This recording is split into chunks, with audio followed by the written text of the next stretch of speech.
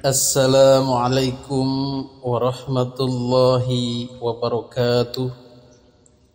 Alhamdulillah hamdan wa syukran ala ni'amillah, salatan wa salaman ala rasulillah Muhammadin ibn Abdillah wa man tabi'ahu wa mawalah, wa la hawla wa la quwata illa billah, amma ba'du. Hadirin para netizen yang dimuliakan Allah subhanahu wa ta'ala, pada kesempatan video kali ini kita akan mengomentari, merespon, menanggapi seorang gelandangan politik atau gembel politik. Kenapa disebut gelandangan politik? Ya karena seperti gelandangan, menggelandang ke sana kemari, berjalan ke sana kemari mencari, kalau pengemis itu gelandangan itu ya sesuap nasi atau receh-receh yang bisa didapat. Tetapi gelandangan politik adalah berjalan ke sana kemari mencari seuprit dukungan, mencari peluang-peluang untuk bisa menghasilkan kuasa, menghasilkan fulus, biar hidupnya mulus, biar tidak mampus. Itulah disebut gelandangan politik. Dan seperti biasanya tipikal gelandangan itu ya tidak pernah berhasil, cuman mendapatkan receh-receh dan hidupnya tetap seperti itu, mengemis, menggelandang, dan ya kalau lagi sial diangkut Satpol PP. Hadirin yang dimuliakan Allah subhanahu wa ta'ala, tipe-tipe gelandangan politik ini banyak. Di antaranya adalah orang-orang yang mengerahkan segala kekuatan, segala kemampuan, bahkan mungkin yang kontroversial, yang melampaui batas tetap digunakan untuk supaya dia menang secara politik. Itulah ciri khasnya. Dia akan menempel pada siapa saja untuk dirayu, dijanji-janjikan, diberi bunga-bunga kemenangan. Tetapi sebenarnya dia hanya menempel saja. Dia sebenarnya yang menempel, yang mengemis, yang meminta. Tetapi dengan kata-kata super ajaibnya seolah-olah dia yang mendukung, menjanjikan kemenangan. Jadi seperti judi. Judi menjanjikan kemenangan, judi menjanjikan kekayaan, bohong. Itu bohong. Kita lihat bagaimana gelandangan-gelandangan politik ini merayu-rayu orang, merayu-rayu calon atau paslon untuk ditempelinya. Tetapi pada kenyataannya bagaimana? Zong semua. Tidak ada satupun yang berhasil, yang menang, bahkan justru terpuruk. Dan salah satu gelandangan politik yang menurut Gus Dur itu bakal bernasib seperti itu, ya misalnya Amin Rais. Kemudian muncul lagi sekarang gelandangan-gelandangan baru, yaitu Habib Rizik dan Habib Bahar. Mereka selalu menempel pada paslon-paslon yang dijanjikan menang dengan menjual Islam. Umat Islam pasti mendukung Anda, kita pasti menang karena umat Islam ini mayoritas. Kalau saya dukung Anda, jaminan kemenangan. Itulah jualannya. Padahal Islam bukan hanya dia. Banyak Islam-Islam versi lain yang lebih disukai orang, yang lebih dipilih orang. Jadi kalau dia berkata Islam, itulah Islam model dia, yaitu Islam keras, Islam radikal, Islam menakutkan, Islam menakut-nakuti. Kita lihat track record, catatan sejarah bagaimana gelandangan-gelandangan politik ini merayu-rayu, berjualan tapi zong. Mulai dari eranya Jokowi, sangat memusuhi Jokowi, sangat buas menerkam Jokowi. Kata-kata yang di luar nalar, kata-kata kasar, kata-kata kotor dikeluarkan oleh mereka ini dalam rangka mengangkat diri mereka sebagai paling Islam dan merendahkan Jokowi sebagai paling tidak Islam. Tetapi pada akhirnya Jokowi juga yang menang. Mereka tetap menjadi gelandangan. Sehingga kemudian sampai terakhir kemarin pun pada Pilpres 2024 mereka tetap menjadi gelandangan politik, ketakutan, menjadi penyerang-penyerang, bahkan fitnah kepada pasangan Prabowo Gibran. Tetapi pada akhirnya pasangan yang mereka dukung yaitu Anies Baswedan dan Muhaimin harus zonk. Ini patut kita bersyukur.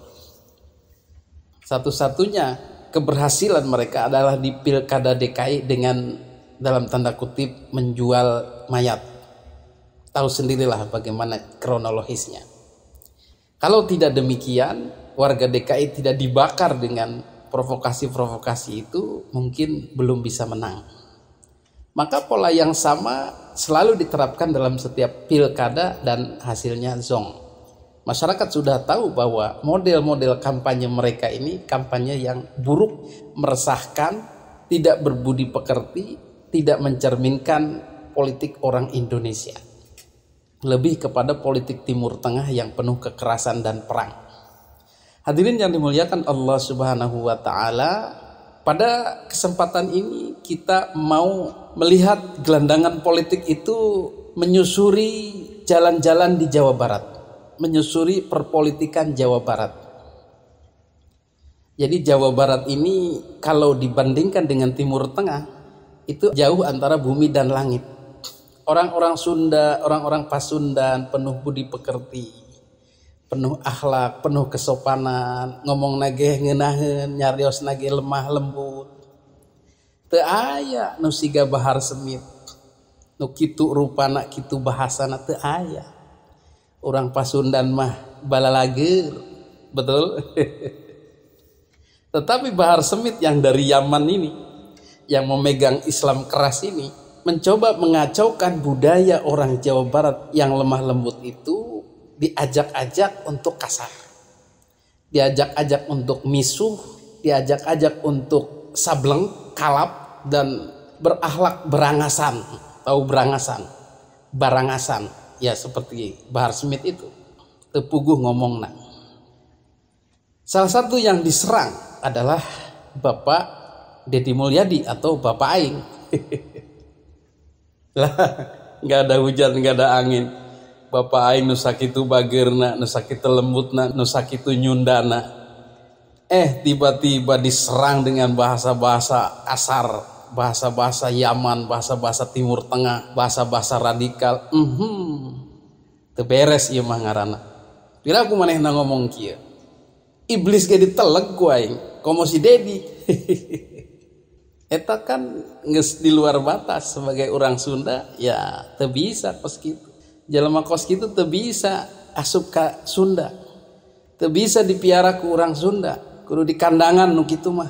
Ulah dibere kesempatan asup. Soalna naon? Ngacak-ngacak budaya orang Sunda anu sakitu sopan, diajak-ajak barangasan kos Timur Tengah. Teu bisa. Kalau tempatnya tempat kemusyrikan, kalau tempatnya tempat banyak berhala, tempatnya tempat banyak patung, kotanya kota kemusyrikan, kota maksiat, maka sedikit daripada santri-santri itu yang akan mendapatkan manfaat dan barokah daripada ilmu, saudara-saudara. Jangan harap Purwakarta bisa menjadi kota santri selama masih banyak kemusyrikan di kota Purwakarta, saudara-saudara. Jangan harap potong lidah saya. Mungkin kalau Ustadz saya jawaban nggak berani untuk nyebut nama. Kalau saya sebut Deddy Mulyadi, saudara-saudara.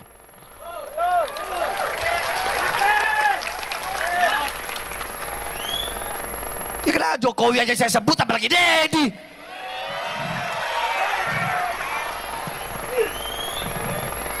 Betul.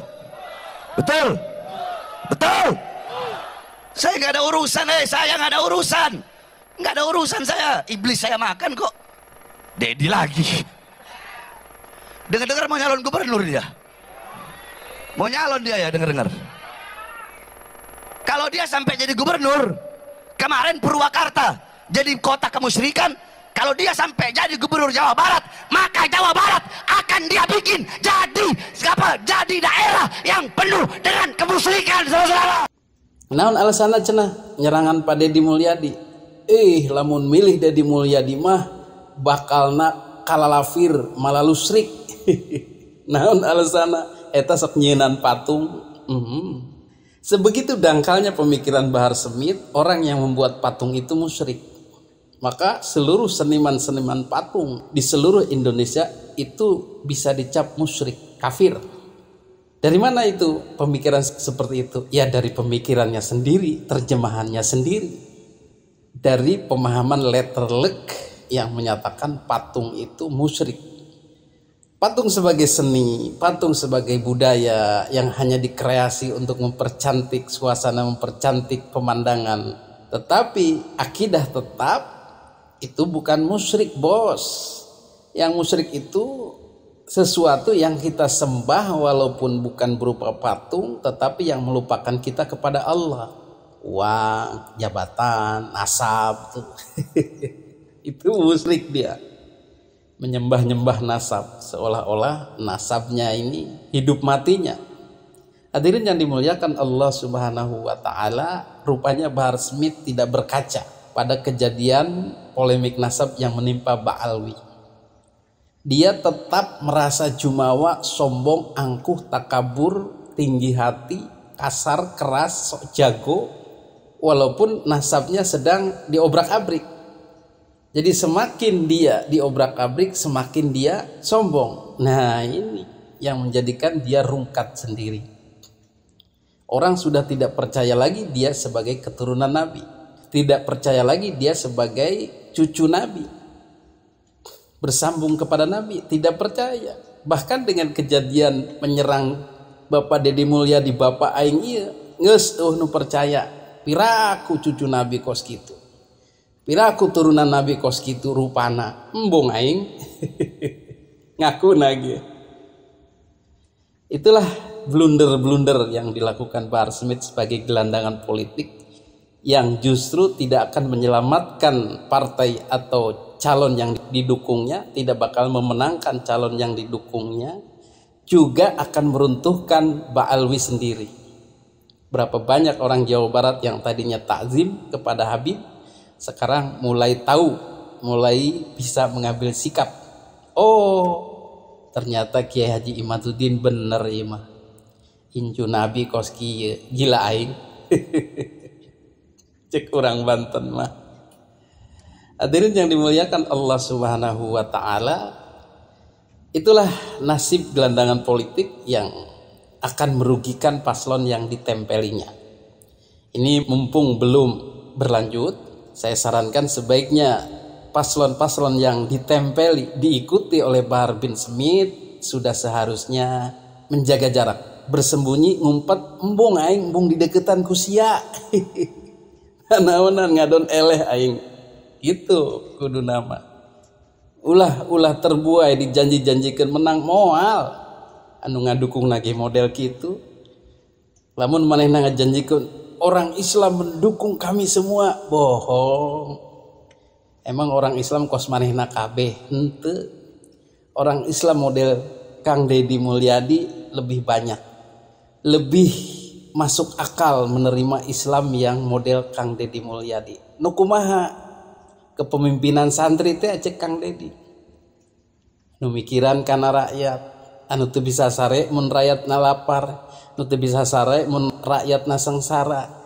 Anu selalu memikirkan rakyat, etalah kepemimpinan Islam, kepemimpinan santri. Pamimpin nu santri nyaeta pamimpin anu rakyatna eueuh nu lapar. Pamimpin nu santri nyaeta pamimpin rakyat nu gering di ubaran. Pamimpin nu santri nyaeta pamimpin eueuh imah rugrug bocor teu diomean. Pamimpin nu santri kabeh imana kudu caang lamun ti peuting. Eta pamimpin santri. Satuju teu? Well teu? Pamimpin santri nu kitu sanes? Tah nu kitu pamimpin santri teh nyaeta pamimpin nu nyaah ka kaum masyakin, kaum duafa, barudak yatim, jalma-jalma miskin anu hatena tergerak, anu teu bisa sare teu beuting lamun rakyatna lapar. Eta pamimpin anu nuturkeun sunnahna Kanjeng Rasulullah sallallahu alaihi wasallam. Leres kitu? Sae kitu? Sae gitu hoyong pamimpin santri, hoyong pamimpin santri, jantan pamimpin santri teh nu mana? Nu nyaah ka rakyat, nu deudeuh ka rakyat, nu unggal dinten hirup bareng jeung rakyat, anu di bumina tiap dinten ngantri jalma-jalma anu hayang minta bantuan ka pamimpinna. Leres. Oke? Yes? Yes? Lope? Well. Kaprok atuh. Supaya Islam teh rahmatan lil alam, mawa rahmat ka sarere. Masalah budaya tidak berbenturan dengan Islam. Budaya Sunda, ikat kepala, baju adat, terus kereta kencana, patung-patung anu dijararieun, atau eta mah budaya ngaranna ge. Salat mah salat tetap nyembah ka Allah. Betul? Tah gitu. Jadi sekali lagi mereka yang ditempeli Bahar Smith, ditempeli Habib Rizik, ditempeli Ba'alwi itu mending menghindar daripada terlanjur. Dan Kang Deddy Mulyadi yang diserang sedemikian rupa tetap cool, tetap berjalan, tetap tampilkan budaya-budaya Sunda, Pasundan yang mulia, yang agung, anu nyerep kana hate, anu diturut ku urang, diwaris-wariskeun ti kolot ka budak, ulah sampai leungit, ulah sampai berganti jadi budayana Bahar Smith, ulah eta nya. Hadirin yang dimuliakan Allah Subhanahu wa taala, itu yang kita tanggapi daripada ngaconya Bahar bin Smith, dari serangannya Bahar bin Smith terhadap Kang Deddy Mulyadi.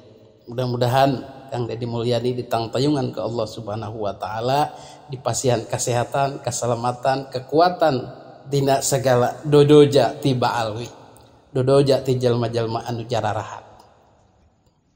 Adanallahu wa iyyakum ajmain. Assalamualaikum warahmatullahi wabarakatuh.